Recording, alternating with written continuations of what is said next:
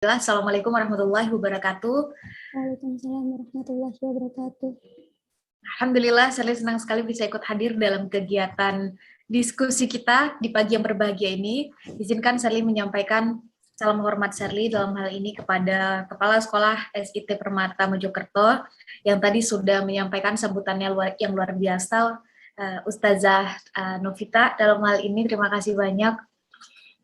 Juga kepada Kepala Yayasan yang kiranya masih ada di tengah-tengah kita, juga kepada Kepala Badan Wakaf Permata, mungkin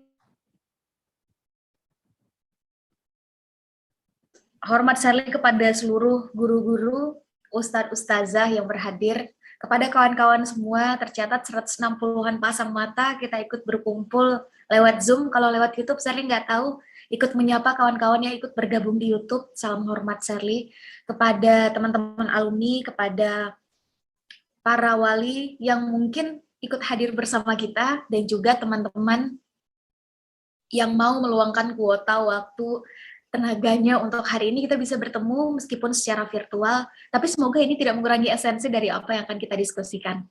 Sherly mohon izin kiranya kepada yang besar tidak menyebutkan gelarnya, kepada yang kecil juga izin tidak menyebut nama secara lengkap. Kepada orang tua kami di sini tentu dengan tuahnya, kepada guru-guru kami di sini tentu dengan ilmunya, kepada ustadz-ustazah tentu dengan berkalamullah dan berkitabullahnya. Tapi yang jelas kita semua teman-teman anak muda khususnya, ini pasti dengan semangatnya. Semoga meskipun masih pagi begini, tapi nggak mengurangi semangat kita untuk terus menjadi pribadi yang lebih baik, syukur bisa menjadi yang terbaik, sesuai dengan tema kita hari ini. Teman-teman, Sherly mohon izin di awal, Sherly dikasih kesempatan oleh teman-teman panitia untuk sedikit menyampaikan pemantik. Ini Sherly mohon izin, bukan karena ilmu Sherly lebih, bukan karena pengalaman Sherly lebih, juga bukan karena wawasan Sherly lebih, sama sekali bukan. Ada istilah dari orang bijak bilang begini teman-teman, setiap orang ada masanya, setiap masa itu ada orangnya. Dan sekarang justru adalah masanya teman-teman, terkhusus teman-teman yang saat ini ada di bangku sekolah, ini adalah masanya teman-teman untuk ambil bagian, untuk mempersiapkan diri. Karena masa depan adalah milik mereka yang mau mempersiapkan hari ini. Untuk itu, kiranya nanti ada perspektif yang berbeda, ada sudut pandang yang berbeda, ada mungkin masalah-masalah dalam kehidupan bersekolah, dalam belajar, dalam kehidupan sehari-hari, yang mungkin relevan untuk sama-sama kita diskusikan. Saya akan sangat terbuka saat nanti sesi diskusi. Silakan nanti teman-teman tanyakan. Sekiranya Sherly bisa menjawab, tentu Sherly akan jawab. Tapi kalau Sherly belum bisa jawab, Sherly akan tampung dulu sebagai PR. Lain waktu kita dapat kesempatan untuk bertemu dan silaturahim, baik langsung maupun tidak langsung, insya Allah Sherly akan bawa jawabannya. Ini menarik, izinkan Sherly mengawali dari sudut pandang muda yang tadi sempat dibahas sedikit oleh Ustazah Novita. Ini menarik teman-teman, karena saat bicara muda, Sherly sepakat bahwa ini adalah kata yang spesial. Bicara muda, sebetulnya kita bukan bicara tentang usia, kita bukan bicara tentang umur, bukan bicara tentang berapa lama yang Maha Kuasa sudah memberikan kita kesempatan untuk menghirup udara. Bicara tentang muda, kita pasti bicara tentang pilihan mindset dan pilihan sikap kita. Kita melihat ke depan dengan harapan atau dengan keputusasaan. Kita mau terus-terusan menyalahkan keadaan dan lingkungan atau melihat nih apa yang bisa kita lakukan. Bicara tentang muda, otomatis kita bicara tentang masa depan. Karena anak muda nggak bisa menawarkan masa lalu, anak muda nggak bisa menawarkan hari ini, sangat sedikit yang bisa menawarkan hari ini. Betul nggak teman-teman? Harus kita akui. Suka nggak suka, senang nggak senang, kita harus akui teman-teman. Ilmu kita anak muda sedikit. Kalau ada yang kita ketahui, ini masih sangat terbatas. Pengalaman yang kita miliki, ini juga masih pas-pasan. Dengan kata lain, kalau ada hal yang bisa kita tawarkan, ini pasti adalah masa depan. Saat bicara tentang muda, ternyata ini juga bukan baru viral, bukan baru trending 5-10 tahun yang lalu. Ternyata saat bicara tentang muda, ini udah hype dan dibicarakan oleh semua orang dari 1400-an tahun yang lalu. Baik dari timur maupun dari barat. Kalau dari timur, kita sama-sama mengenal istilah yang sudah sangat masyhur. Syubanul yaum rijalul ghad, rijalul yaum imarul ghad. Dari barat, para filsufnya juga menyebutkan, the youth of today are the leaders of tomorrow. Artinya kurang lebih sama teman-teman, bahwa pemuda hari ini adalah pemimpin di masa depan. Teman-teman jangan mau kita balikkan kalimat yang menurut Shirley dalam dan indah tadi menjadi pemuda hari ini. Teman-teman yang hari ini adalah the loser, pihak yang kalah atau istilahnya adalah pecundang di masa depan. Kenapa pecundang? Karena kita nggak menyiapkan apa-apa dari sekarang. Kita nggak menetapkan persiapan apa-apa dari sekarang, teman-teman. Kira-kira ke depan kita pengen ngelihat apa? Kalaupun terjadi perubahan, kira-kira perubahan apa yang pengen kita lihat? Dan kita mengambil bagian dalam bidang apa pada perubahan itu. Ini menarik. Saya yakin kita yang hadir di sini semuanya cerdas, terutama teman-teman yang saat ini bersekolah. Kita semua ini cerdas, teman-teman. Yang Maha Kuasa menciptakan kita pasti dengan potensi. Tugas kita adalah segera temukan potensi itu dan segera latih potensi itu ke titik yang lebih baik, syukur bisa jadi yang terbaik. Sebagaimana tadi yang sempat kita bahas di awal. Pada usia 14 tahun, mungkin di sini tadi Shirley sempat lihat ada yang kelas 7, ada yang kelas 8. Saat kelas 8, teman-teman, umur Shirley 14 tahun, kala itu kelas 2 SMP.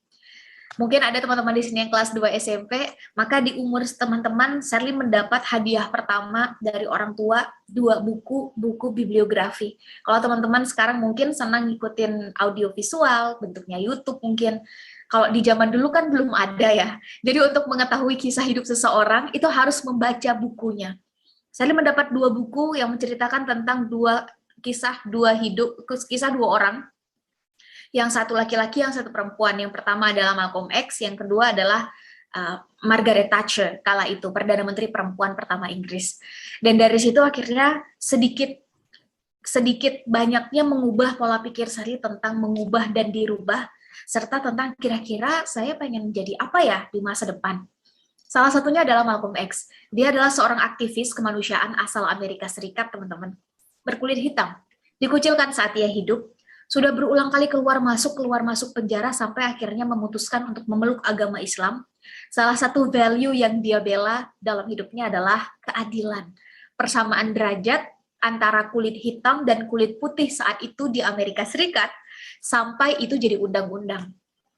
Udah banyak ternyata peneliti sosial sudah menyebutkan kalau ada presiden pertama Amerika Serikat yang berkulit hitam sebelum Presiden Obama, maka secara sosial influence yang paling tepat adalah Malcolm X. Teman-teman, Malcolm X pernah bilang kurang lebih begini, the future belongs to those who prepare for it today. Masa depan adalah milik mereka yang mau mempersiapkannya hari ini. Bicara tentang masa depan, bicara tentang persiapan, kita udah nggak bahas lagi nih teman-teman. Kita laki-laki atau perempuan, kita lahir di desa atau di kota, kita berproses di masa-masa COVID-19 apa enggak, sehingga kita sering disebut-sebut sebagai generasi COVID-19. Kita berasal dari kondisi sosial ekonomi keluarga seperti apa. Kita sedang tidak bahas ini, dan Malcolm X juga tidak sedang dalam kapasitas membahas ini. Bicara tentang masa depan, maka kita semua teman-teman anak muda, selama berani melakukan persiapan dengan 3 cara. Kerja keras, kerja cerdas, dan kerja cepat. Harus sampai kerja cepat. Karena sekarang mau nggak mau, kita harus akui bahwa kita hidup di industri 5.0. Yang satu dari 4 kata kuncinya adalah kecepatan. Sekarang zaman terbuka bukan hanya bagi yang besar mengalahkan yang kecil, tapi yang cepat akan mengalahkan yang besar. Dan ini adalah momentumnya teman-teman, ini waktunya teman-teman untuk segera memutuskan dan mempersiapkan. Saya akan ambil bagian dalam bidang apa? Selama kita berani beradaptasi dengan 3 cara tadi, kalau sekarang berarti kita dalam proses belajar dengan 3 tadi. Belajarnya keras, belajarnya cerdas, dan belajarnya harus cepat. Cepat tahu salah, cepat perbaiki, cepat kita tahu formula yang tepat untuk kita seperti apa, maka kita semua punya kesempatan yang sama untuk melihat masa depan. Tapi pertanyaan kuncinya adalah, kira-kira nih teman-teman, persiapan apa yang udah kita buat dari sekarang? Bener nggak? Ini menarik teman-teman, karena ternyata hukum alam menunjukkan bahwa kesempatan itu lebih senang datang kepada mereka yang bersiap. Kesempatan ini lebih senang hinggap kepada mereka yang duluan melakukan persiapan dalam hal apapun. Dalam hal ilmu, dalam hal pertemanan, dalam hal pengalaman, dalam hal skill, dia yang duluan bersiap, dia duluan yang akan dapat kesempatan. Dan dalam mengisi masa-masa persiapan ini, sebetulnya kita semua, khususnya anak muda, dalam melihat masa depan cuma dibedakan jadi 4 tipe manusia, teman-teman. Tipe pertama adalah tipe-tipe yang pesimis. Teman-teman tanyain aja 1 pertanyaan pada manusia jenis ini tentang masa depan. Maka manusia-manusia yang pesimis ini akan nyaris menjawab dengan awalan dan mengecilkan diri sendiri. Teman-teman, mungkin di sini ada kelas kita berbeda-beda, 7, 8, mungkin ada yang 9, mungkin ada yang MA juga, kawan-kawan yang alumni, mungkin ada yang sudah bekerja, mungkin ada dalam hal ini wali murid. Saya mohon izin. Kira-kira teman-teman ketika sudah lulus pengen melanjutkan sekolah di mana dengan spesifikasi dalam bidang apa? Kak, itu mereka aja lah, mereka yang pintar-pintar, mereka yang rajin-rajin, mereka yang nilainya tinggi, mereka yang IQ-nya di atas rata-rata, mereka duluan aja Kak yang berpikir ke arah sana. Terus kalau kita gimana teman-teman? Kita nih apalah Kak, cuma serpihan rengginang. Teman-teman, 10-15 tahun ke depan, kira-kira teman-teman pengen ngelihat diri sendiri, kondisinya seperti apa? Itu biar mereka aja Kak, mereka yang lebih dekat dengan akses informasi, mereka yang lebih dekat dengan privilege, lebih banyak privilege-nya, mereka duluan aja yang berpikir ke arah sana. Terus kalau kita gimana teman-teman? Kita ini apalah Kak, cuma remukan astor. Teman-teman, tipikal manusia kayak begini, mereka duluan mengecilkan potensi yang ada pada dirinya sebelum orang-orang sekitarnya. Tipikal manusia yang pesimis, mereka duluan mengerdilkan kemampuan yang dititipkan oleh Yang Maha Kuasa pada dirinya sebelum lingkungan sekitarnya. Tipikal manusia yang kedua, naik satu tingkat lebih tinggi. Manusia-manusia yang realistis. Tanyain aja satu pertanyaan tentang masa depan pada manusia jenis ini. Maka manusia-manusia realistis ini akan nyaris menjawab dengan awalan, ya sudahlah, dan melempar tanggung jawab pada orang lain. Teman-teman, kira-kira 10-15 tahun ke depan, teman-teman pengen ngelihat diri sendiri, kondisinya kayak gimana? Ya udahlah, Kak itu biar nanti bagaimana kesempatan datang pada kita aja. Teman-teman, kapan mau tidak lagi merepotkan orang tua? Ya, sudahlah, itu nanti bagaimana takdirnya aja, Kak. Nanti kita mungkin di sini karena banyak yang duduk di SMP nanti lanjut SMA, atau MA, atau sederajat, MA nanti 3 tahun, ada yang mungkin melanjutkan kuliah, ada yang mungkin punya spesifikasi tertentu, misalnya mau mondok atau mau bekerja. Kalau yang melanjutkan kuliah berarti 3,5-4 tahun, selesai itu mungkin kita membuka lapangan kerja atau kita bekerja dulu Kak Ser. Kalau kita, enggak apa-apa, ini bukan tentang benar salah, ini tentang pilihan kita ada di mana. Kalau kita bekerja, syukur kita bekerja di tempat yang bisa membuat kita terus bertumbuh Kak Ser. Syukur nanti gaji kita udah 2 digit, atau setidaknya minimal di atas UMR, syukur kita mulai bisa menyisihkan dan ngasih ke orang tua. Gimana kalau enggak teman-teman?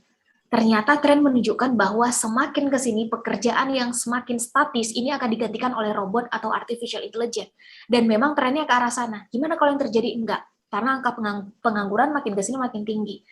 Ya udahlah, itu nanti bagaimana takdir berbicara aja Kak. Teman-teman, 9 tahun ke depan 2030 peak session pertama bonus demografi terjadi di negeri kita, di Indonesia.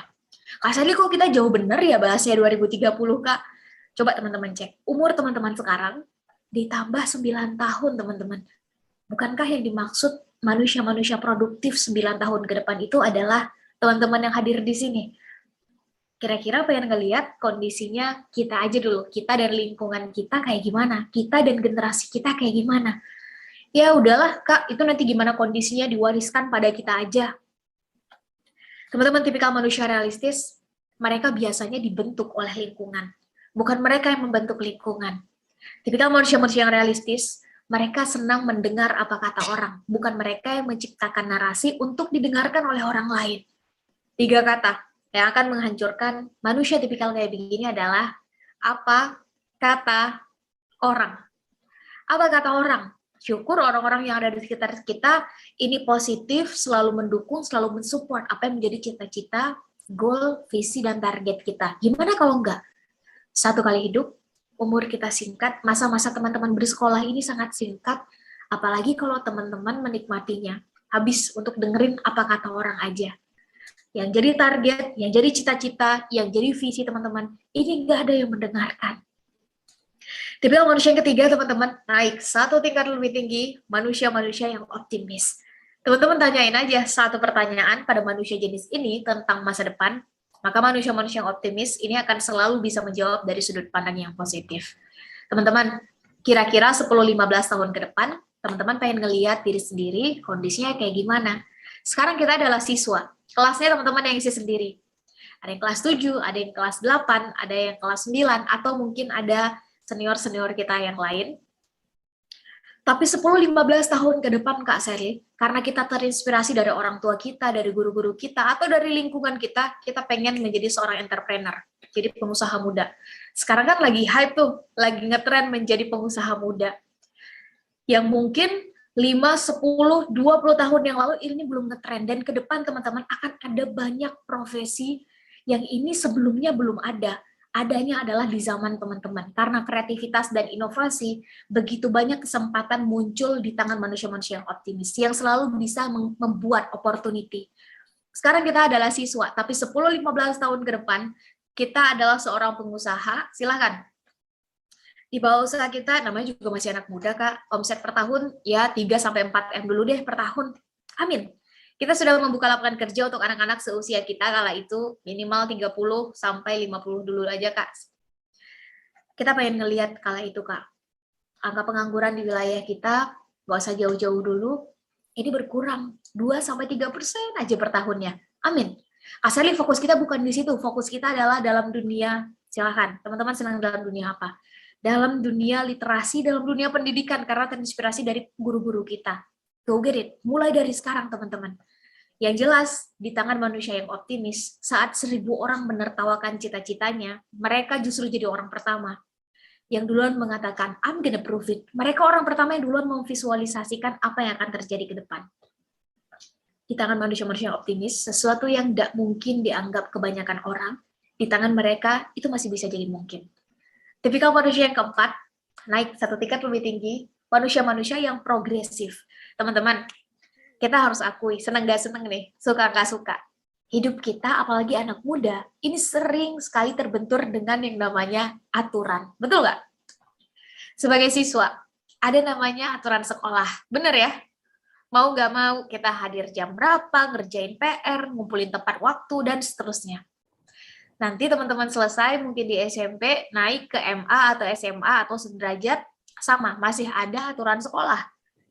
Setelah itu teman-teman mungkin ada yang kuliah, ada aturan kampus. 17 tahun teman-teman nerima KTP, resmi jadi warga negara Indonesia, teman-teman diikat oleh aturan negara. Sebagai makhluk ilahi, kita punya aturan ilahi teman-teman. Sebagai dasarnya kita, manusia, kita punya aturan sosial, norma sosial di tempat kita tinggal. Tadi Kak Sari lupa nanya nih, kita teman-teman yang hadir di sini dari mana aja? Apakah semuanya dari Mojokerto atau ada yang dari luar Mojokerto? Tapi di Indonesia misalnya, teman-teman kita yang di Papua, ini berbeda norma sosialnya dengan kita misalnya yang ada di Pulau Jawa.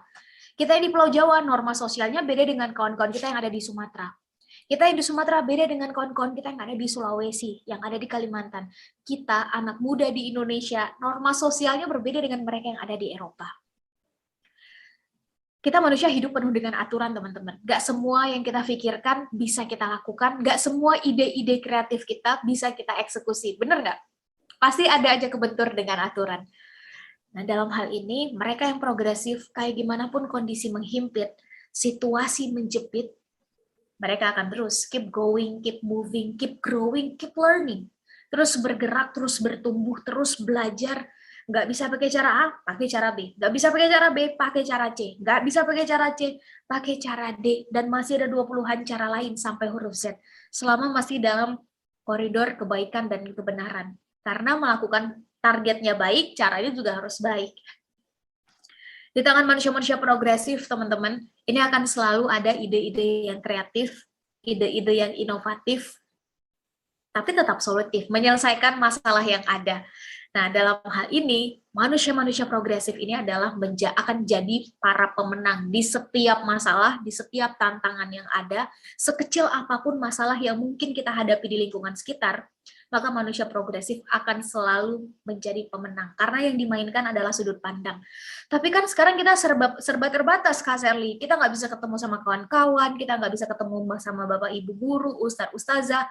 Kita aja ketemu sekarang secara online, Kak Sherly. Di tangan manusia-manusia yang progresif, akan selalu ada kesempatan untuk dieksekusi dengan cara yang berbeda. Karena di balik sebuah krisis, ini akan selalu ada para pemenang baru, manusia progresif akan selalu jadi pemenang dalam setiap kondisi dan kejadian. Hanya akan ada dua hal yang terjadi pada manusia di tingkat keempat ini, teman-teman. Pertama, perubahan. Yang kedua, pembaharuan. Dan gak ada alasan bagi kita anak muda untuk duduk di tangga kedua, teman-teman. Gak ada di kamus anak muda untuk duduk di tangga pertama menjadi manusia yang pesimis. Ini gak ada. Satu-satunya tangga yang pantas untuk kita adalah tangga ketiga, untuk memulainya. Kita harus optimis ngelihat ke depan, karena minimal anak muda punya 3 modal yang gak diapa-apain. Modal ini sudah melekat pada diri teman-teman. Pada anak muda.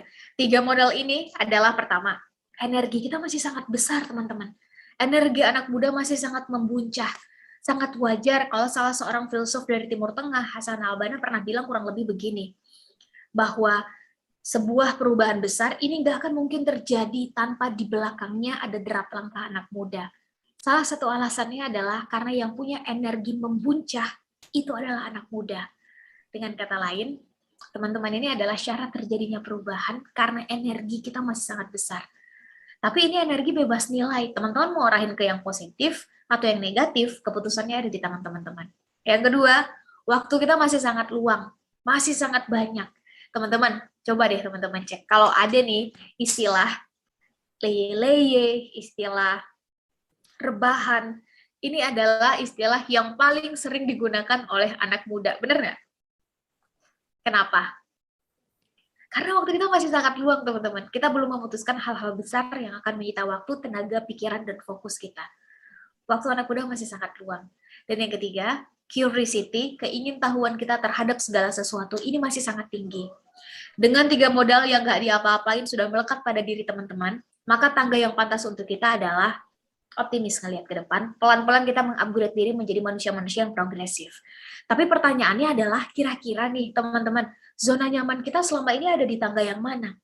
Kira-kira selama ini orang-orang di sekitar kita membiasakan kita untuk berpikir, melihat masalah, mengeksekusi ide dan gagasan, serta solusi, ini dari tangga yang mana?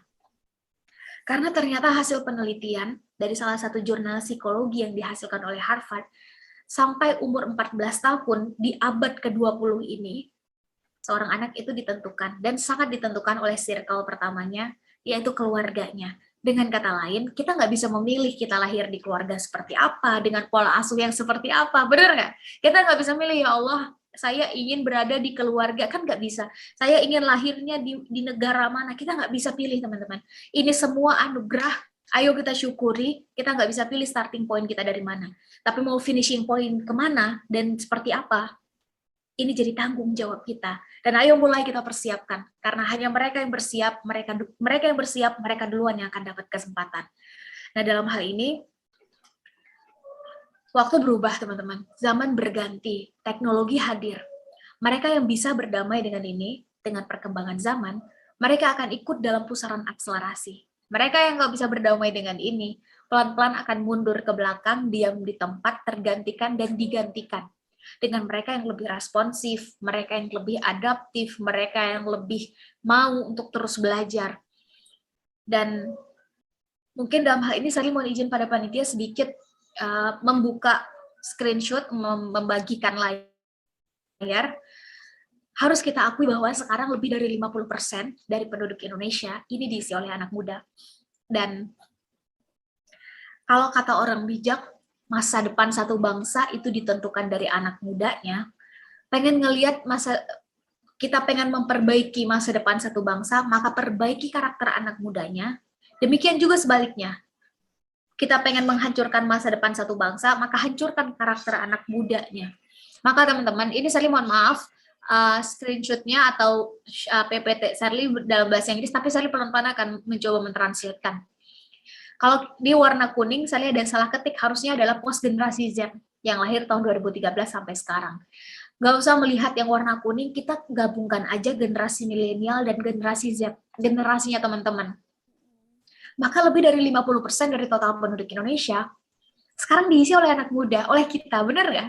Dengan kata lain, sekarang adalah waktu yang paling tepat bagi kita untuk memutuskan. Kita ke depan pengen ngelihat diri kita dulu aja, nggak usah jauh-jauh.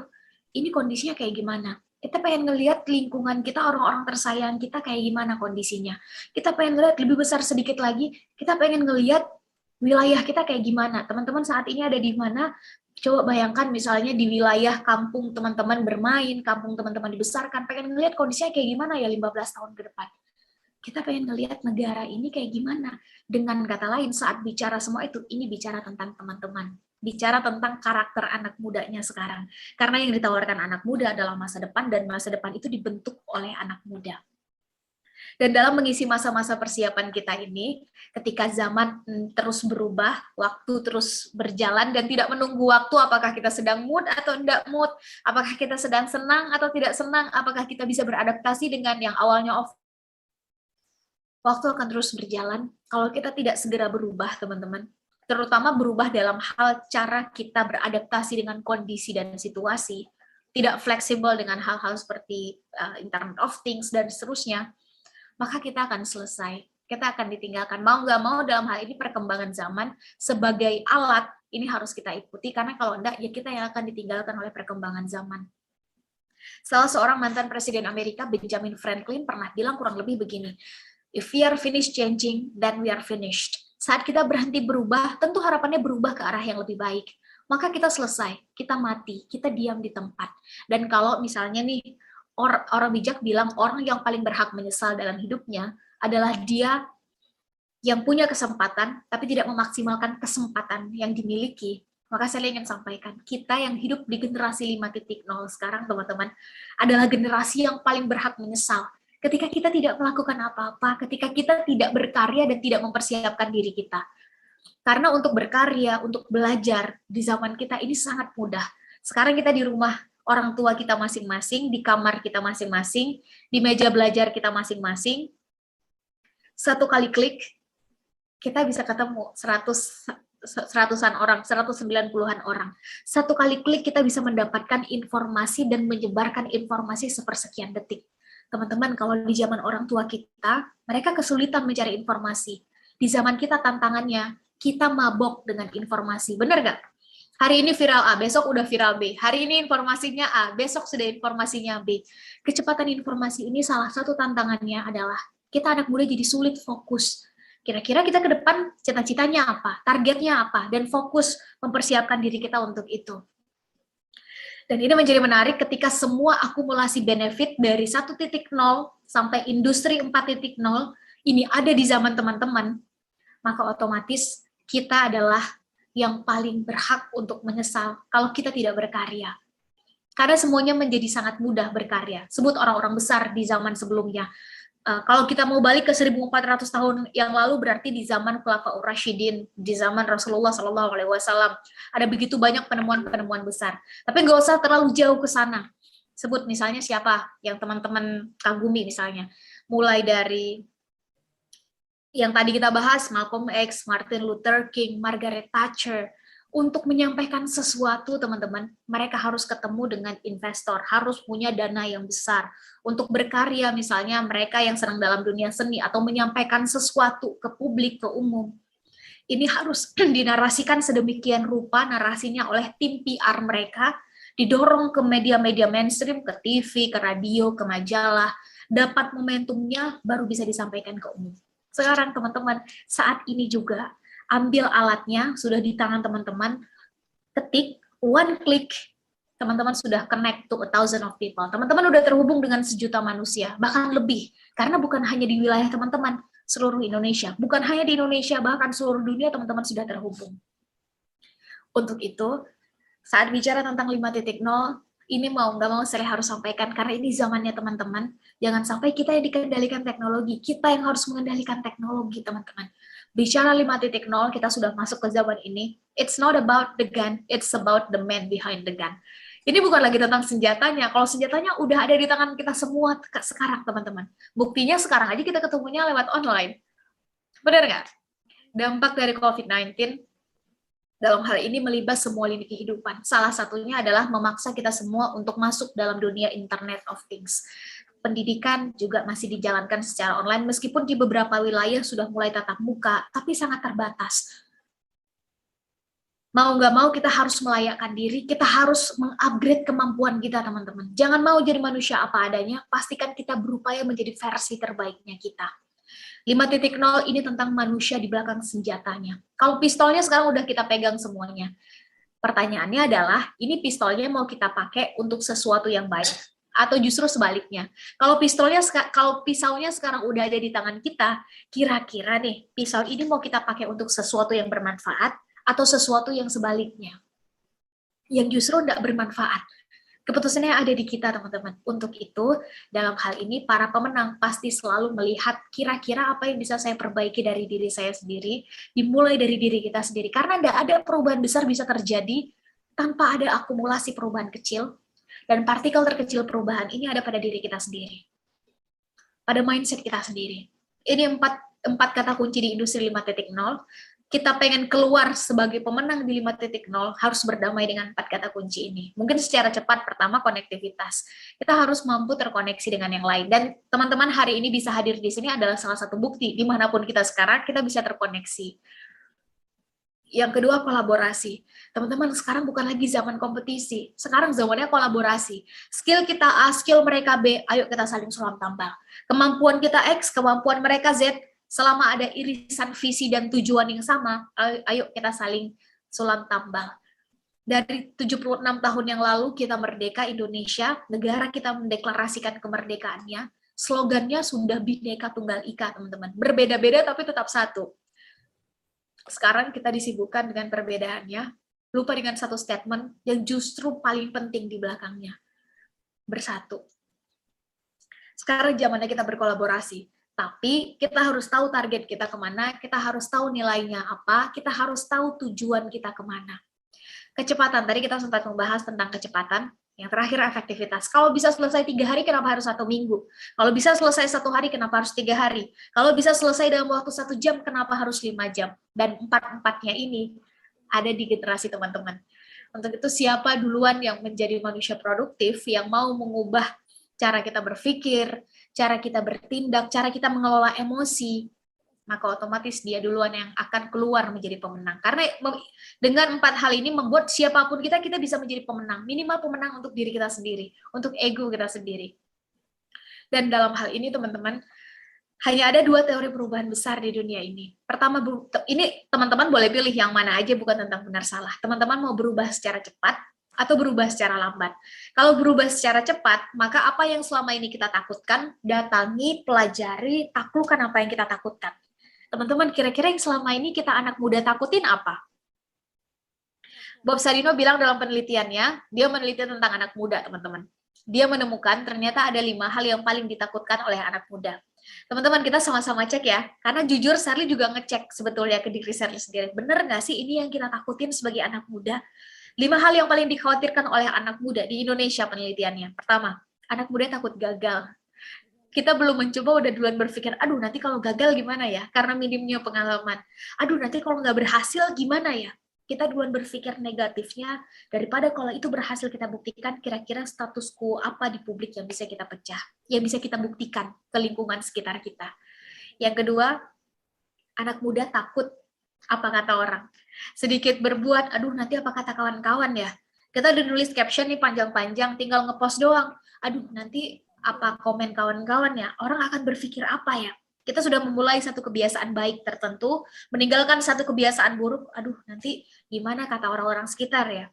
Kita duluan berpikir apa yang orang lain pikirkan dan apa yang orang lain akan katakan, daripada kalau itu berhasil secara konsisten kita keluarkan, maka narasi apa yang akan keluar ke publik. Yang ketiga, anak muda takut keluar dari zona nyaman. Yang keempat, anak muda takut penerimaan lingkungan. Dan yang kelima, anak muda nggak begitu suka dikritik, teman-teman. Kita lebih senang diapresiasi. Coba teman-teman cek, kalau ada orang tua kita, kalau ada guru-guru kita, kalau ada teman-teman kita, mau ngasih masukan, mau ngasih kritikan, mau ngasih saran. Biasanya struktur kalimatnya gimana? Kamu udah baik sih, koma, tapi nanti baru masuk tuh di situ masukannya apa. Kamu udah bagus sih, koma. Namun nanti baru masuk di situ masukannya apa. Anak muda lebih senang untuk diapresiasi karena ego kita masih tinggi, kita sering memenangkan mood atau perasaan daripada logika. Dan pada akhirnya logika, mohon maaf, pada akhirnya kritik dan apresiasi ini harus seimbang, apalagi untuk kita anak muda. Terlalu banyak diapresiasi, tidak ada dikritik, ini tidak baik untuk pertumbuhan kita, teman-teman, untuk perkembangan kita. Kita nggak tahu blind spot kita di mana, kita nggak tahu kesalahan kita di mana, apa yang harus kita perbaiki untuk kita yang lebih baik ke depannya. Terlalu banyak dikritik, nggak ada apresiasi, ini juga nggak baik buat perkembangan mental dan psikologi kita. Kita jadi nggak tahu hal baik apa yang sudah kita lakukan dan harus kita teruskan. Keduanya harus seimbang. Dilalahnya kita anak muda ternyata lebih senang untuk diapresiasi karena ego kita masih besar. Dengan kata lain, kalau ada musuh terbesar yang harus kita taklukkan, khususnya anak muda, ini adalah diri kita sendiri. Ego kita sendiri, teman-teman. Bukan orang tua misalnya yang mungkin punya cita-cita dan target yang berbeda dengan kita. Bukan lingkungan yang mungkin tidak sepakat dengan kita. Musuh utama anak muda, terutama anak muda yang masih punya ego besar, ini adalah dirinya sendiri, menaklukkan ego yang ada dalam dirinya sendiri. Dari 5 hal tadi, takut gagal, takut apa kata orang, takut keluar dari zona nyaman, takut penerimaan lingkungan, dan takut nggak begitu suka dikritik. Kira-kira cocok nggak teman-teman dengan kita? Nyaris cocok ya. Kalaupun nggak cocok semua nggak apa-apa, minimal setengahnya aja. Setidaknya dengan Sherly cocok. Kalau memang nomor satunya adalah kegagalan, maka ayo kita ubah mindset-nya teman-teman. Karena kita pada akhirnya kualitas kita ini tidak ditentukan oleh hardware, ini ditentukan oleh software, oleh mindset. Kalau hardware, kalau tubuh kita ini harus kita akui bahwa kita sudah dapat jaminan dari Yang Maha Kuasa. Laqad khalaqnal insana fi ahsani taqwim. Kita semua sudah dapat bentuk yang sebaik-baiknya. Manusia ini dapat bentuk yang tidak dimiliki hewan, tidak dimiliki tumbuhan. Mengenai warna kulit, tinggi badan, ini sesuatu yang diberi oleh Yang Maha Kuasa dan kita nggak bisa milih. Ayo kita syukuri, ini starting point yang kita nggak bisa pilih. Bahkan kualitas manusia tidak ditentukan dari hardware-nya. Karena hardware ini pemberian dari Yang Maha Kuasa, tapi kalau software, ini ciptaan manusia, teman-teman. Mindset apa yang mau kita install di hardware terbaik pemberian Yang Maha Kuasa ini pilihan kita. Kita mau menginstal software pemenang, atau justru software cundang. Kita mau menginstal software pemain atau penonton. Kita mau menginstal software yang mediocre, yang biasa-biasa saja, atau menginstal software terbaik. Nama-nama yang tadi di awal disebutkan oleh kepala sekolah, dalam hal ini Ustazah Novita, itu adalah manusia-manusia yang menginstal software pemenang dalam pikirannya. Dan sebetulnya sejarah peradaban Islam sudah begitu banyak mencontohkan mindset-mindset pemenang. Nah, dalam hal ini harus kita akui bahwa Islam hadir bukan untuk jadi rata-rata, teman-teman. Islam hadir untuk jadi pemenang.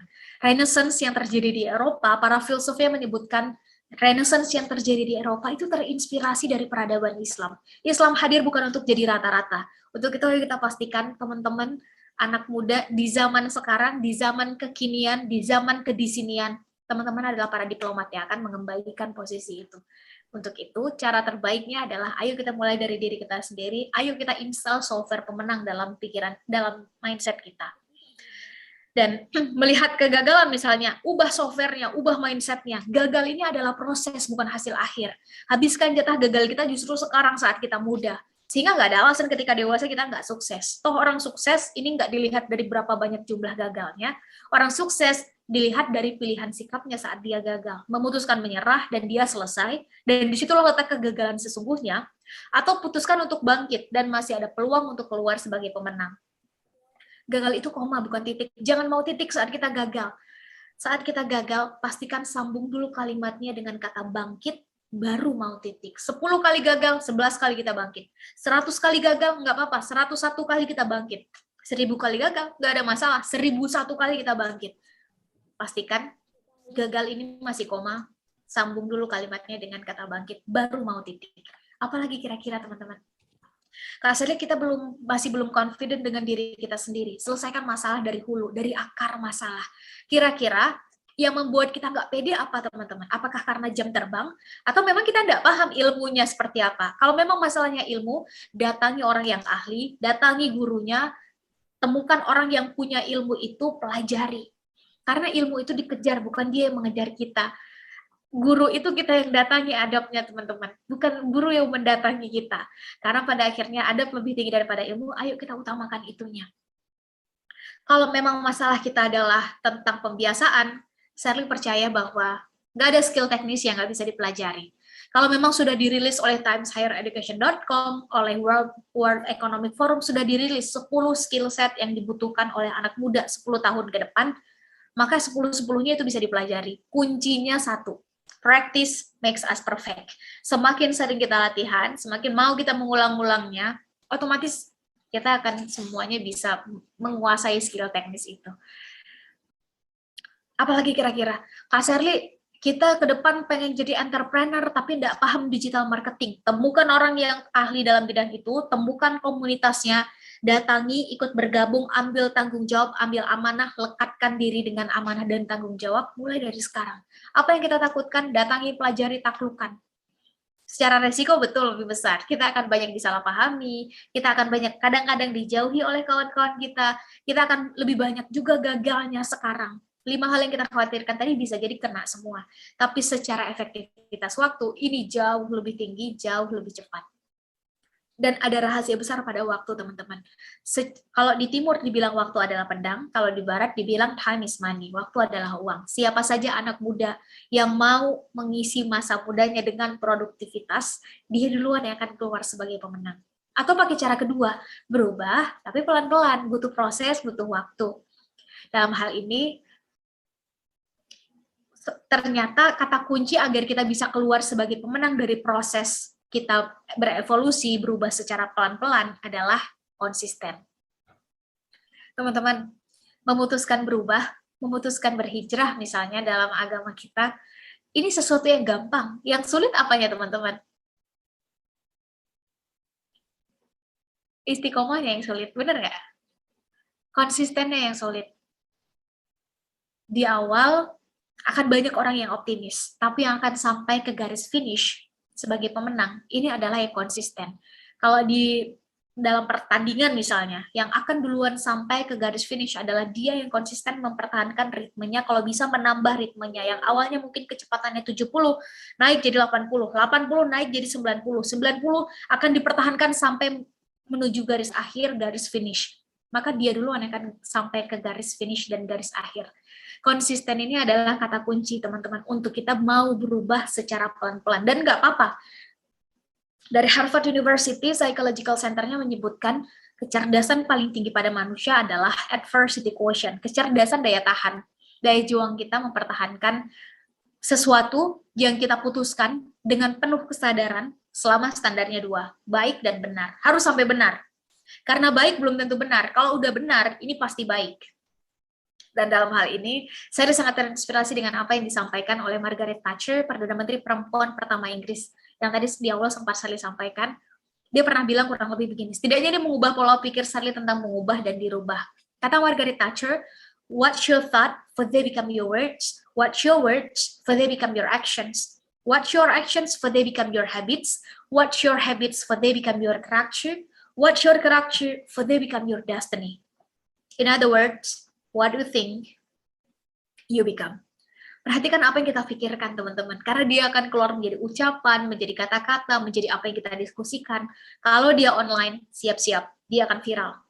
Perhatikan apa yang kita ucapkan, apa yang kita diskusikan, baik online maupun offline, karena dia akan keluar menjadi tindakan. Dia akan keluar menjadi pilihan sikap, menjadi action.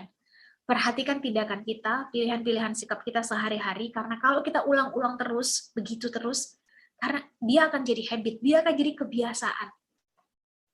Perhatikan kebiasaan kita dari pagi, malam, sampai pagi lagi, dari mata terbuka, tertutup, terbuka lagi, karena dia akan jadi karakter.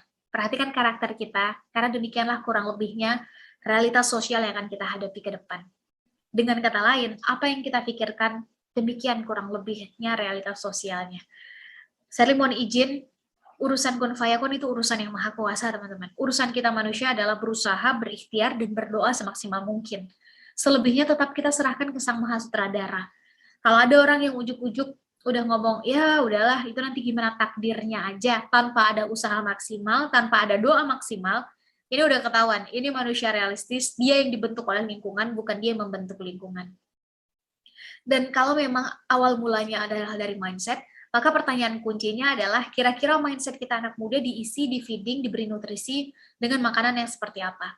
We are what we watch, we are what we read, we are what we listen, we are what we discuss with. Kita adalah apa yang kita lihat, tonton, baca, dengar, dan dengan siapa kita berdiskusi. Kita adalah dengan siapa kita bergaul. Kita bergaul dengan 5 orang pencuri, kita lah pencuri ke-6. Kita bergaul dengan 5 orang hafiz-hafizah, kita lah hafiz-hafizah ke-6. Kita bergaul dengan 5 orang penggibah yang suka ngomongin orang, kita lah penggibah ke-6.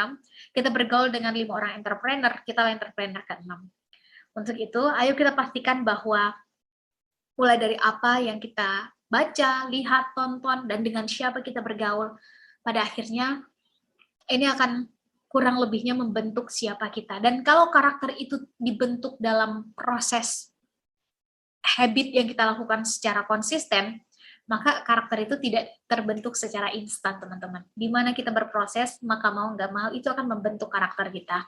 Sebagai akhir, saya ingin sampaikan di masa-masa seperti ini, teman-teman, ayo kita pastikan bahwa kita adalah anak muda yang produktif, bukan anak muda yang sibuk sekedar sibuk. Ada perbedaan yang jauh antara manusia produktif dan manusia-manusia yang sibuk. Manusia yang produktif, semua yang dilakukan ini mengarah pada satu goal yang udah ditentukan dari awal, goal itu. Dan semua yang dilakukan, aktivitas yang dikerjakan, ini mengarah pada goal tersebut. Sedangkan manusia yang sibuk, ini semuanya dikerjain. Hari ini trending A, ikut. Besok viral B, ikut. Lusa C juga akan ikut. Keduanya sama-sama terlihat beraktivitas, keduanya sama-sama terlihat berkegiatan. Tapi tunggu 10-15 tahun ke depan, hasilnya akan berbeda. Nggak usah 15 tahun. Saat teman-teman lulus dari sekolah teman-teman aja, hasilnya akan beda, impact-nya juga akan beda. Dan menjadi manusia produktif, they always start from the end. Mereka selalu mulai dari akhir. Ngerjain sesuatu, targetnya kemana? Bergabung pada satu organisasi misalnya. Kira-kira apa yang bisa kita berikan dan kita bisa mewarnai atau jangan-jangan kita yang diwarnai di sana. Menjadi manusia produktif ternyata ada 4 pertanyaan yang harus kita jawab, dan ternyata 4 pertanyaan ini yang sering ditanyakan di zaman Khulafaur Rasyidin kepada anak muda. Pertanyaan pertama adalah siapa kita di masa depan? Teman-teman ini melihat diri kita saat ini melihat diri kita di masa depan adalah sebagai siapa? Dan menjawab pertanyaan pertama, 5 menit lagi juga masa depan, teman-teman. Benar nggak? Tahun depan juga masa depan, 10 tahun ke depan juga masa depan. Jawab pertanyaan pertama minimal dengan smart goal setting. Harus spesifik, harus terukur. Di masa depan kita adalah anak muda atau manusia yang lebih baik lagi, Kak Sherly. Pertanyaannya lebih baik dalam hal apa? Dan bagaimana mengukur bahwa kita lebih baik? Kak Sherly, kita pengen jadi pengusaha. Di masa depan kita adalah pengusaha hebat. Pertanyaannya pengusaha dalam hal apa, dan bagaimana mengukur bahwa kita adalah pengusaha sukses, kita adalah pengusaha hebat, apakah dari jumlah omset, profit, atau dari jumlah sedekah dan zakatnya, atau dari jumlah lapangan kerja yang berhasil teman-teman buat, apakah dari jumlah cabangnya. Dan berbeda-beda dalam hal ini nggak apa-apa, teman-teman. Mungkin kita punya alat ukur yang berbeda, nggak apa-apa. Yang apa-apa adalah saat alat ukur orang kita ambil, kita copy-paste, kita taruh di diri kita sendiri. Kalau ini yang kita lakukan, maka wajar. Yang terjadi adalah kita terus membandingkan diri dengan orang. Karena alat ukur orang yang kita pakai untuk mengukur diri kita sendiri. Padahal kita semua unik dan punya kelebihan yang berbeda-beda. Kalau ini yang terjadi, maka wajar rumput tetangga akan terus terlihat lebih hijau dari rumput yang saat ini kita sedang semai. Cerita tetangga akan terus terlihat lebih bagus daripada cerita yang sekarang sedang kita bangun. Miliki alat ukur kita sendiri, teman-teman. Dan dalam hal ini, kita akan sibuk untuk terus memperbaiki diri ketika kita punya alat ukurnya. Hanya achievable. Kira-kira dengan resources yang kita punya, target itu bakal bisa kita achieve nggak ya? Atau jangan-jangan itu memang terlalu, kita nggak sanggup untuk melakukan sendiri. Itu terlalu berat misalnya. Jangan-jangan ini waktu yang tepat bagi kita untuk berkolaborasi. Akhirnya realistik. Bukan jadi manusia realistis, tapi ayo kita baca lingkungan sekitar. Kira-kira strategi dan siasat seperti apa yang harus kita lakukan untuk sampai ke titik atau target kita, ke titik goal atau target kita. Untuk urusan siasat, cara, strategi, ini harus fleksibel, teman-teman. Untuk urusan goal, ini harus saklek. T-nya timely, kasih batasan waktu. Yang membedakan seorang yang bercita-cita dengan mereka yang berangan-angan, salah satunya adalah batasan waktu. Setelah bagian ini selesai, segera temukan motivasinya. Dan motivasi ini munculnya dari diri sendiri. Nggak ada motivasi muncul dari luar, ini nggak ada, teman-teman. Yang dari luar namanya pemantik. Teman-teman dapat motivasi dari guru-guru, dari tontonan yang teman-teman lihat setiap hari misalnya, atau dari dikumpulkan misalnya buku-buku yang bagus self improvement atau menghadirkan motivator misalnya. Pada akhirnya itu hanya pemantik, tapi motivasi, big why, alasan kenapa penting bagi kita untuk ada di titik atau cita-cita kita itu, ini hanya teman-teman yang bisa menjawab. Dan alasan kita punya motivasi besar, fire in the belly, ini cuma 3 aja. Pertama, rasa sakit yang kita miliki. Teman-teman sakit hati misalnya dengan kondisi sekarang, entah apapun yang teman-teman alami, ini kalau dikonversikan jadi energi, ini jadi energi yang sangat besar. Yang kedua, harapan yang kita lihat ke depan. Di mana ada harapan, di situ ada kehidupan, kata orang bijak. Yang ketiga, saat rasa yakin kita terhadap sesuatu udah lebih besar dari rasa takut kita. Minimal pada 5 ketakutan yang tadi sempat kita bahas. Karena kita semua terbentuk dari pengalaman masa lalu yang berbeda, teman-teman, dibentuk dengan pola asuh yang juga berbeda, maka hanya kita yang bisa memunculkan motivasi itu. Selebihnya itu adalah pemantik. Setelah bagian ini selesai, masuk ke pertanyaan kedua, siapa kita sekarang? Teman-teman, mungkin kita punya target yang sama, tapi bisa jadi starting point kita berbeda, benar nggak? Target kita sama-sama mau ke Eropa, tapi yang satu berangkat dari Indonesia, yang satu berangkat dari Afrika. Pertanyaannya kira-kira rutenya bakal sama nggak? Jelas berbeda. Kita sama-sama mau ke Timur Tengah, mau ke Mekah misalnya. Yang satu berangkat dari Australia, yang satu berangkat dari Amerika. Pertanyaannya kira-kira pathway yang bakal kita ambil bakal sama nggak teman-teman? Jelas berbeda. Untuk itu, ayo segera kita bertanya, siapa kita sekarang? Teman-teman ini sekarang adalah siapa? Menjawab pertanyaan kedua ini, ada banyak caranya, tapi yang paling sederhana adalah segera tanya ke diri kita, kelebihan kita apa, kekurangan kita apa, kesempatan yang kita miliki atau opportunity yang bisa kita lakukan apa, dan tantangannya apa. Untuk menjadi misalnya, teman-teman mau lulus nanti dengan nilai tertentu atau punya karya dalam bidang tertentu misalnya, atau aktif di organisasi tertentu. Saat teman-teman lulus dari SMP atau lulus dari SMA atau MA, kira-kira teman-teman bakal mendapat tantangan apa? Oh, karena kita ikut organisasi Kak Sherly, maka time management. Karena sekarang kita semuanya serba online, kita belajar online, kita rapat online, semua kita lakukan online, maka salah satu tantangannya adalah kita hilang fokus. Silahkan, dengan kita tahu kelebihan bukan untuk sombong, tapi agar kita bisa segera fokus memaksimalkan kelebihan itu. Jangan-jangan selama ini kita nggak pede, bukan karena kita nggak punya kelebihan, tapi karena kita lebih fokus pada kekurangan dan tidak melihat kelebihan kita. Dalam hal ini, teman-teman, kalau Gartner aja bilang bahwa setidaknya manusia punya 8 kecerdasan, maka ayo kita mulai menghargai diri kita sendiri dengan kelebihan yang kita miliki. Tidak perlu menghakimi diri kita atas kekurangan kita, karena di balik setiap manusia pasti ada kekurangan. Ayo kita segera temukan potensi kita di mana, dan segera maksimalkan dan buktikan bahwa kita memang punya potensi dalam bidang itu. Mungkin kita unggul dalam hal linguistik misalnya, tapi rendah dalam hal menghitung-menghitung. Mungkin kita unggul dalam hal kinestetik, bergerak, senang bergerak, tapi rendah dalam hal interpersonal, tidak apa-apa. Dan dalam hal ini kita yang ada di lingkungan sekitar, mungkin yang ada yang sudah guru-guru kita di dalam hal ini, ayo kita bantu anak-anak kita untuk menemukan versi terbaik dirinya. Ayo kita sebagai murid, kita sebagai siswa, ayo kita pastikan kita juga adalah orang yang paling bertanggung jawab terhadap perkembangan diri kita, teman-teman. Untuk itu, dengan kita bisa menjawab analisa SWOT tadi, minimal kita sudah punya self-awareness.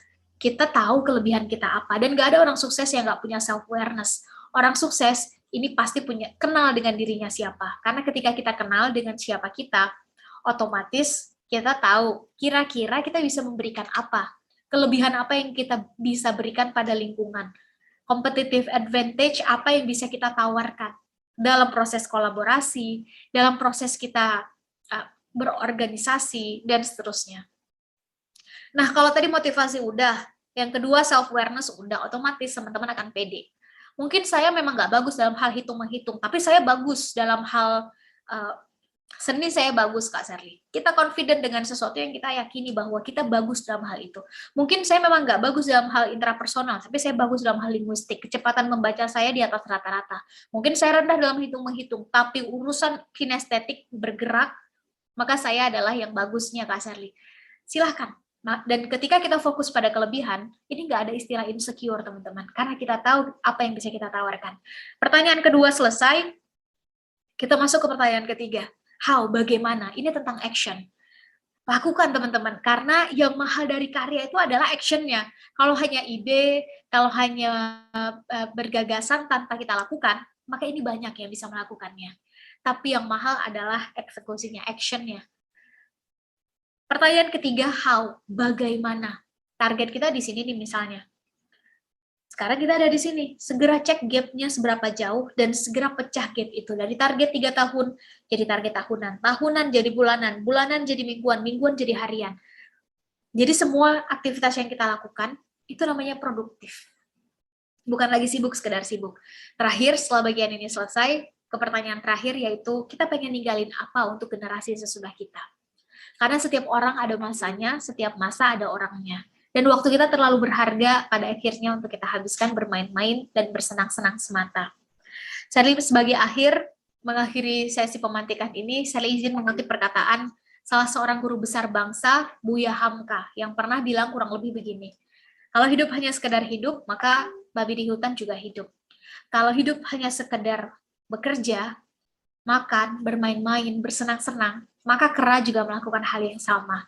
Kita manusia dikasih ini, dan dikasih ini hati untuk berempati. Ayo teman-teman kita kolaborasikan keduanya, dan siap-siap. Gebrakan-gebrakan besar sama-sama bisa kita buat. Kalau 4 pertanyaan tadi bisa kita jawab, maka nggak ada cita-cita yang terlalu tinggi. Yang ada mungkin langkah kitanya aja yang terlalu pendek, teman-teman. Kalau 4 pertanyaan tadi bisa kita jawab, nggak ada visi terlalu besar, itu nggak ada. Yang ada jangan-jangan misi kita yang terlalu kecil. Yuk kita panjangkan langkah, besarkan misi, maka target, cita-cita, goal, ini akan merapat dengan sendirinya sesuai dengan kelayakan dan kesiapan kita. Dan tetap, masa depan itu tetap nggak pasti. Tugas kita kan manusia berusaha, berikhtiar, berdoa semaksimal mungkin. Selebihnya tetap kita serahkan ke Sang Maha Sutradara. Karena bisa jadi kita senang dan menginginkan sesuatu, suka pada sesuatu, tapi bisa jadi itu bukan yang terbaik buat kita. Justru itu tidak baik buat kita. Demikian juga sebaliknya. Jangan-jangan kita tidak suka, kita benci pada sesuatu, justru itu yang kata Allah yang baik buat kita. Untuk itu dalam hal ini tugas kita manusia adalah berikhtiar dan berdoa semaksimal mungkin. Selebihnya tetap serahkan ke Sang Maha Sutradara. Masa depan itu tetap tidak pasti. But the best way to predict our future, cara terbaik untuk memprediksi masa depan kita adalah dengan membuat itu dari sekarang. Dan orang yang paling bertanggung jawab untuk masa depan kita adalah diri kita sendiri. Bukan guru-guru kita, bukan orang tua kita, bukan sahabat kita. Kita adalah orang yang paling bertanggung jawab untuk masa depan kita. Karena masa depan dan perubahan itu didesain. Ayo kita pastikan kita yang mendesain masa depan kita. Kalau enggak, jangan salahkan orang-orang di sekitar kita yang akan mendesainkan masa depan kita. Mungkin itu yang bisa saya sampaikan di sesi pemantikan ini.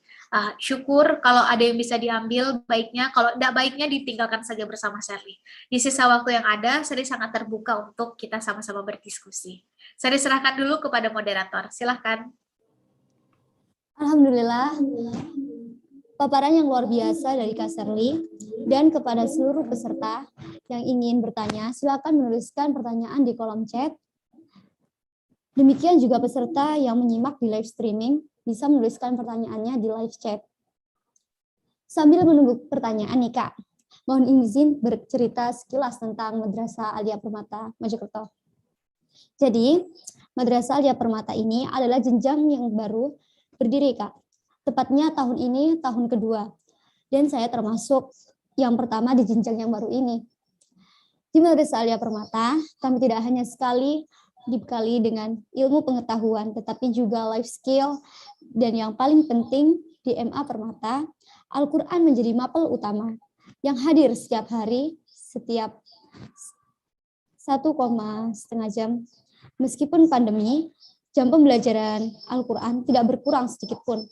Bahkan, Ustadz-Ustazah kami rela menyisihkan waktu hingga malam hari untuk menerima setoran hafalan dan dengan sabar menunggu kami menyelesaikan target hafalan kami. Sebagaimana visi SIT Permata, cinta Al-Quran, cerdas, berjiwa pemimpin, dan berbudaya lingkungan. Nah, menurut Kak Sherly, bagaimana prospek pendidikan yang menjadikan Al-Quran program utama di masa depan, khususnya di MA Permata Mojokerto? Pilih Shirley terkait pendapat ya, berarti ya pendapat Shirley itu sangat bagus, malah sangat sangat penting karena orang pintar itu banyak, Rizka. Orang pintar di negeri ini banyak, tapi yang punya nilai itu sedikit, yang memegang integritas itu sedikit. Dan Shirley pikir menanamkan itu dari sejak dini itu adalah hal baik, hal positif, bahkan hal penting. Karena mau nggak mau, kalau bicara tentang kebenaran, kan dari 1400 tahun yang lalu kebenaran itu, apalagi bagi kita umat Islam, itu nggak berubah lagi. Sumbernya jelas Al-Quran dan Al-Hadis. Dan dalam hal ini, semakin sering itu dibaca, semakin sering itu kita perdengarkan dan kita paham maknanya, bukan hanya membaca, tapi juga mentadaburi maknanya. Jadi dengan kata lain, itu masuk dalam tindak tanduk kita sehari-hari. Cara kita berucap, cara kita mengambil keputusan, cara kita melihat satu masalah dari perspektif mana. Karena ini menarik, sedikit mungkin saya tambahkan, Ariska. Ada seorang filsuf dari Timur Tengah yang bilang begini, saya pergi ke Barat, saya melihat begitu banyak Islam di sana, tapi sangat sedikit Muslimnya. Saya pergi ke Timur, saya melihat begitu banyak Muslim, tapi sangat sedikit Islam. Artinya Islam itu melekat dalam setiap langkah, di setiap lini kehidupan, teman-teman. Dan ini menjadi menarik ketika Al-Quran justru tidak dikurangi sedikit pun dalam mata pelajaran di MA Permata, karena dengan demikian kita akan semakin terbiasa, semakin sering kita baca, semakin kita paham maksudnya, dan itu terus diperdengarkan. Kan sekarang cara belajar banyak ya, ada yang visual, audiovisual, ada yang dengan mendengarkan, ada yang dengan membaca. Ini otomatis akan menjadi hal yang gampang dan jadi hal yang kita ucapkan. Ini akan menjadi pembicaraan, ini akan terus kita ucapkan, dan apa yang kita ucapkan akan keluar jadi tindakan, tindakan akan jadi habit, habit akan jadi karakter. Dengan kata lain, untuk menciptakan generasi yang berkarakter Islam, otomatis ya dari mindsetnya dulu. Cara terbaik untuk membentuk mindset adalah dari apa yang dilihat, tonton, baca, dengar. Itu mungkin, dan salah satunya adalah dengan membiasakan itu setiap harinya. Itu adalah salah satu upaya. Misalnya nama-nama besar tadi yang disebut oleh Ustazah Novita di awal, Al-Fatih, penakluk kota Konstantinopel, nama-nama besar lagi seperti Khalid bin Walid. Pada akhirnya kalau kita mau melihat bibliografinya, bagaimana kisah hidupnya, ini adalah pembiasaan dari kecil. Apa yang dilihat, didengar, yang disaksikan di lingkungan sekitar. Dan saya pikir ketika ini menjadi salah satu concern di MA Permata, ini adalah hal baik, dan ini salah satu upaya untuk menciptakan generasi yang berkarakter Qurani. Apa yang menjadi pilihan sikap, yang menjadi kebiasaan, apa yang menjadi tindak tanduknya sehari-hari, ini berdasarkan nilai di dalam Al-Quran. Bukan hanya sekadar, karena terakhir saya tutup, negara kita ini adalah nomor 1 penduduk Islam paling besar di dunia, teman-teman. Muslimnya paling banyak. Ini semua orang mengakui, semua lembaga internasional mengakui. Tapi ketika Islam hadir bukan untuk jadi rata-rata, untuk jadi pemenang, sejarah mencatat demikian, maka ini nggak masuk akal ketika Indonesia adalah negara paling besar penduduk muslimnya, tapi dilihat dari berbagai lini kehidupan, kita sangat rata-rata. Untuk itu, ayo kita pastikan kita generasi mudanya yang mulai untuk mempersiapkan diri, salah satunya adalah minimal dengan membiasakan diri setiap harinya untuk membaca, melihat, mentadabburi, memaknai. Mungkin sedikit dapatnya, tapi sedikit demi sedikit ini akan menjadi bagian dari karakter kita. Mungkin itu yang bisa Shirley tanggapi, pandangan Shirley, dan itu sangat penting untuk membiasakannya dari kecil. Karena mau nggak mau ada golden age, dan nanti sampai umur 17 tahun, mau nggak mau ini apa yang terbiasa dengan kita, ini akan terbawa, mau nggak mau, sampai seterusnya. Mungkin itu yang bisa Shirley sampaikan. Rizka, Shirley kembalikan dulu ke moderator. Silakan. Terima kasih Kak atas prospek pendidikan yang tadi. Ini udah ada beberapa pertanyaan yang sudah masuk Kak. Saya akan membacakan dari pertanyaan yang teratas ya Kak. Bagaimana pemantik bisa berubah menjadi motivasi Kak? Bagaimana pemantik bisa berubah jadi motivasi? Ini bagus pertanyaannya. Jarang sebetulnya yang bertanya kayak begini. Tapi benar, pemantik itu dari luar. motivasi itu dari dalam. Ini dua hal yang berbeda. Kan banyak orang yang bilang, wah saya sangat termotivasi dari buku A, misalnya gitu ya. Wah saya sangat termotivasi setelah mendengar ceramah dari Ustadz B, misalnya gitu. Itu pemantik, teman-teman, bukan motivasi. Motivasi itu dari dalam diri kita sendiri. Nah, cara untuk mengubah pemantik itu jadi motivasi adalah munculkan dulu motivasinya, bakar dulu apinya di dalam diri kita. Dan cara memunculkan api atau motivasi, fire in the belly bahasanya, kalau dalam bahasa Inggris, itu adalah dengan bertanya, kenapa penting bagi kita untuk mengejar itu? Kak, kita pengen jadi hafizah misalnya ya, contoh kecil. Kita kepengen hafiz berapa juz misalnya dalam 3 tahun ke depan. Kenapa teman-teman ingin agar menjadi hafiz-hafizah? Apa dan kenapa.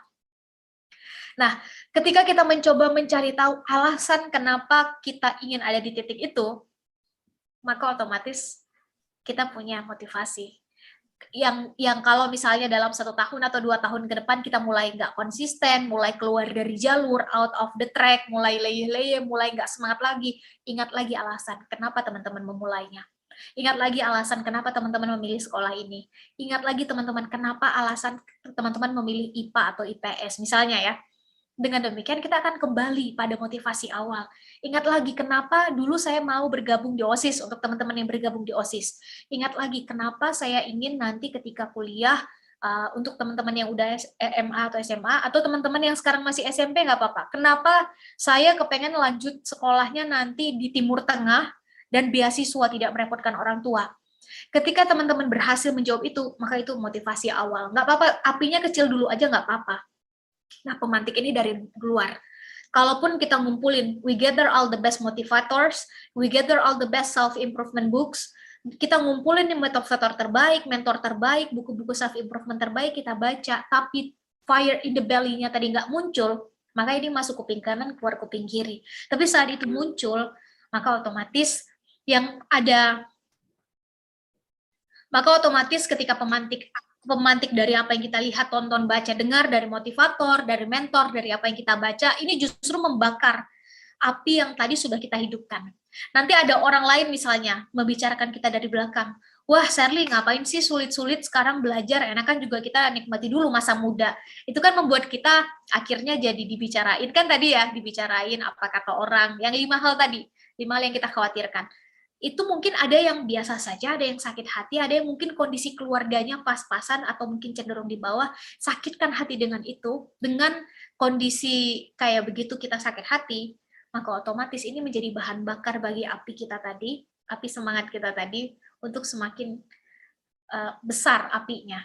Jadi, pemantik itu adalah bahan bakar, kan gitu ya kurang lebihnya. Maka motivasi, apa kata orang, kegagalan, itu semua pemantik yang bisa kita jadikan bahan bakar untuk terus membakar api motivasi kita tadi. Itu setidaknya cara kita mengubah pemantik. Bentuknya bisa apa aja, bisa yang kita baca, bisa yang apa dikatakan orang, bisa apa yang kita tonton, itu kita ubah jadi energi besar menjadi motivasi. Caranya adalah munculkan dulu alasan kenapa, big why-nya kenapa. Selebihnya semua pemantik itu kembalikan pada alasan. Iya ya, kalau saya memberikan kalau saya ingin membanggakan orang tua saya, maka otomatis ya nggak layak dalam 1 hari saya leyeh-leyeh di atas tempat tidur terus scrolling sosial media sampai 8 jam. Wajar kalau mereka 4 jam dalam sehari leyeh-leyeh dengan saya yang 8 jam dalam sehari leyeh-leyeh. Wajar kalau mereka sudah sampai sana, saya sampai di sini. Oke, berarti perkataan orang tadi dia akan saya jadikan pemantik untuk saya terus kembali pada motivasi saya dan membesarkan alasan tadi. Jadi fokus kembali ke alasan kita tadi akan membuat apapun yang terjadi di sekitar kita itu menjadi bahan bakar bagi api semangat kita untuk terus berkobar besar. Mungkin itu yang bisa saya jawab, Rizka. Saya kembalikan dulu ke moderator.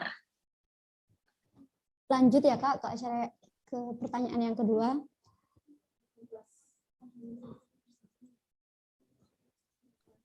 Kak, apakah apa yang kita tonton mempengaruhi sifat kita? Itu sebetulnya sempat tadi sudah sering jawab, apa yang kita tonton, lihat, baca, dengar akan masuk ke pikiran atau mindset kita. Mungkin tidak secara langsung, ini secara tidak langsung, soft, secara halus, pelan-pelan. Tadi kan ada dua tipikal perubahan, berubah cepat dan berubah lambat. Apa yang kita tonton akan mempengaruhi sifat, bahkan karakter kita secara perlahan-lahan ketika itu kita tonton terus-menerus. Artinya secara konsisten, kita nonton itu. Jadi dengan kata lain, ayo kita pastikan pilih tontonan kita, pilih yang kita baca, pilih yang kita dengar. Ketika yang dimasukkan baik, positif, optimis, otomatis cara kita berpikir, cara kita melihat masalah, cara kita menemukan solusi, ini juga dengan cara yang baik.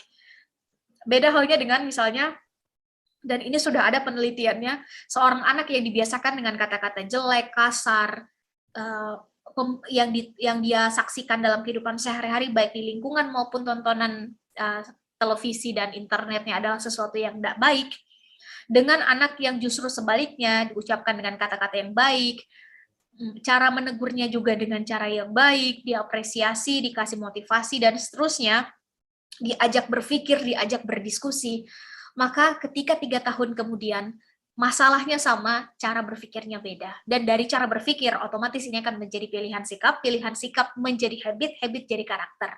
Dengan kata lain, pengen ngelihat bagaimana kondisi kita generasi muda 10 tahun ke depan, lihat tontonannya dari sekarang. Karena itu adalah cara terbaik dan paling efektif.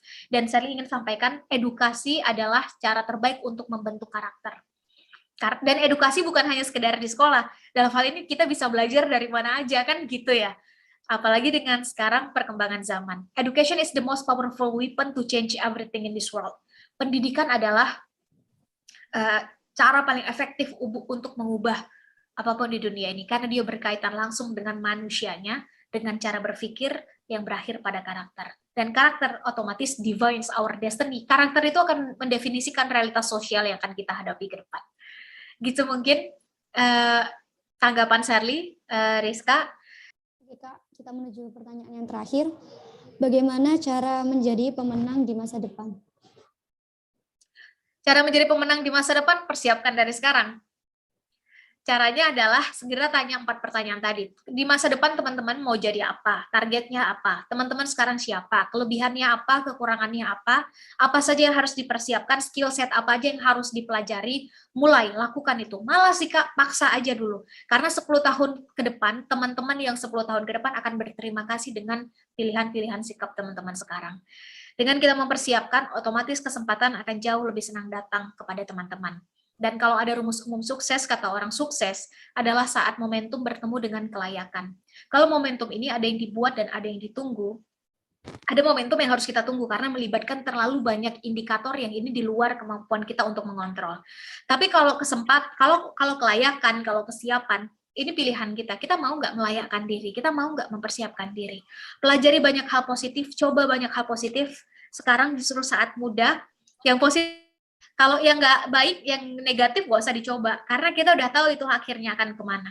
Coba banyak hal positif sekarang justru saat kita muda, sehingga teman-teman akan jauh lebih punya banyak pilihan nantinya. Dan jangan terlalu cepat menutup diri pada kesempatan teman-teman, karena kita nggak tahu kesempatan mana yang akan memberikan tangga atau gerbang selanjutnya dalam perjalanan teman-teman nanti.